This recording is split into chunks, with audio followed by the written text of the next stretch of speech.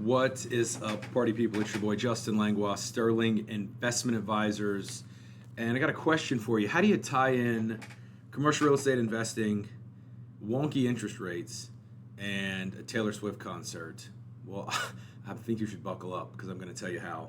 So I had the pleasure of, I guess pleasure is the right word, bringing my daughters and my wife to the Taylor Swift concert this past weekend. And I was a bit like a fish out of water at this thing. It was unbelievable, just the sheer magnitude of the performance.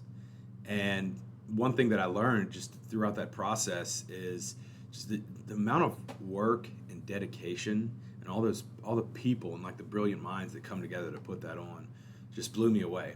Not my kind of music, not necessarily my jam. I don't really celebrate her anthology, but I know that she's an unbelievable talent, and every little screaming girl and woman, there were actually women older than me in there just like bawling their eyeballs out, having a great time. Speaking of big shows, I'm looking at my notes here. We've got this looming little presidential election, this pesky election that's kind of getting in the way of all of us making a living. It does feel like our car is stuck in neutral right now.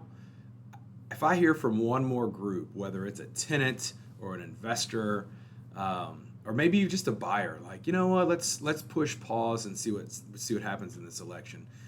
We seem to go through this every 4 years. I also see this trend occur around tax time, around April 15th, and when people file extensions for October tax deadlines. There's this hesitancy, almost this failure to launch. And then we magically get on with life after this election. So regardless of the outcome, the data that I see, the folks that I talk to, the future forecasts that are out there, 25 and 2026 look to be super promising years. I don't get these interest rates. I used the word wonky earlier to describe them. You know, the Fed rate comes down. At the same time, treasuries go up. So some of us with commercial real estate loans, we did see a decrease. I saw a 50 basis point decrease on a loan that I have that was prime -1.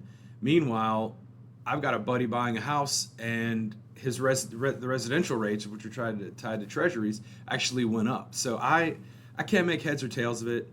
I do know that we will see more cuts. We'll probably see another 25 basis points before the end of the year. We'll see a handful of these next year. Ultimately, I think the goal is to just try to get us down to 3.5, 3.75 with respect to Fed funds and the Fed rate. And then I guess the last thing I'll tell you is, it's something that I learned from just going to this concert. I'm the last guy that you would ever see at you'd think you'd see at a Taylor Swift concert. But I tell you what, I respect the heck out of what she does. I respect her rabid fan base.